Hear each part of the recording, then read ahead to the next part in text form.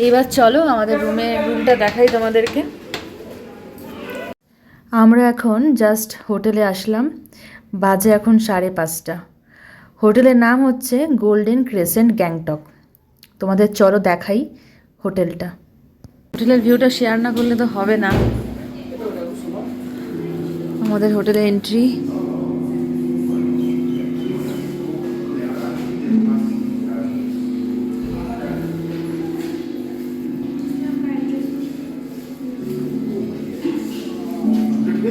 একদম এখন যেগুলো আছে ফর্মালিটিস ওগুলো পালন করছে সব কিছু। এখনও সবাই পৌঁছায়নি, কারণ আরও বাকি আছে আমাদের গ্রুপের মধ্যে। সবে অভিজিতা আর আমরা সবে আসলাম জাস্ট, যেহেতু আমরা দলে দলে আসছি, মানে আমাদের ডিভাইড করা রয়েছে। ওফ লাভলি, এখানে ভিউটা দেখো গাইস, ভিউটা জাস্ট দেখো, পুরো ফগি এই জায়গাটা।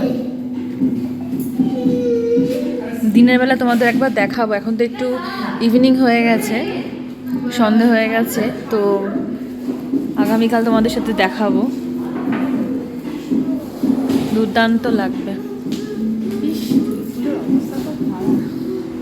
আমাদের মুখ চোখের অবস্থা খুবই খারাপ, সারা রাত জার্নি করার পর তারপর চোখ মুখ বসে গেছে, কারোরই রেস্ট হয়নি।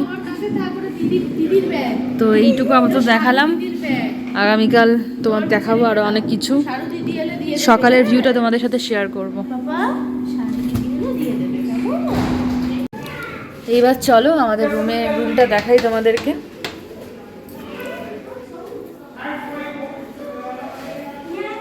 এখানে আমরা থাকবো, মানে আমি আর অভিজিৎ।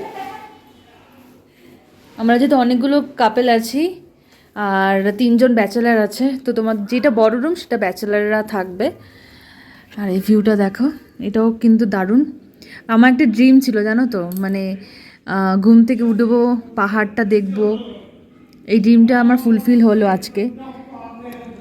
আমার এরকম একটা সত্যি খুব ড্রিম ছিল যে ঘুম থেকে সকালে উঠবো, উঠে এই পাহাড়টা দেখবো আর চা বা কফি খাবো। তো সত্যিই সেই ড্রিমটা আমার আজকে ফুলফিল হয়ে গেছে।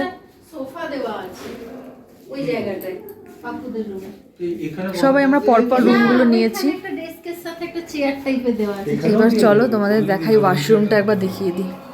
এখানে একটা মিরারও রয়েছে, ওয়াশরুমটা দেখো খুবই সুন্দর।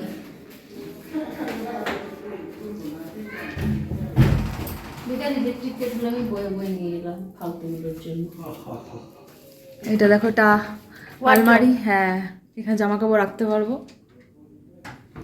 আর এখানে একটু আলো, এখানে তো জুতো ফুতো রাখার ব্যাগ সব কিছু রাখতে পারবো। এইখানেই 4 দিন রয়ে গেল তো। তো এখন অভিজিৎ আমার জন্য কফি বানিয়ে দিচ্ছে। অভিজিৎকে বললাম একটু কফি বানানোর জন্য, তো অভিজিৎ নাকি খুব সুন্দর কফি করতে পারে। তো আমরা জাস্ট একটু আগেই আসলাম, আর বুঝতে পারছো ঠান্ডা ওয়েদার, আর এই ঠান্ডা ওয়েদারে কিন্তু কফিটা জাস্ট মারাত্মক লাগবে।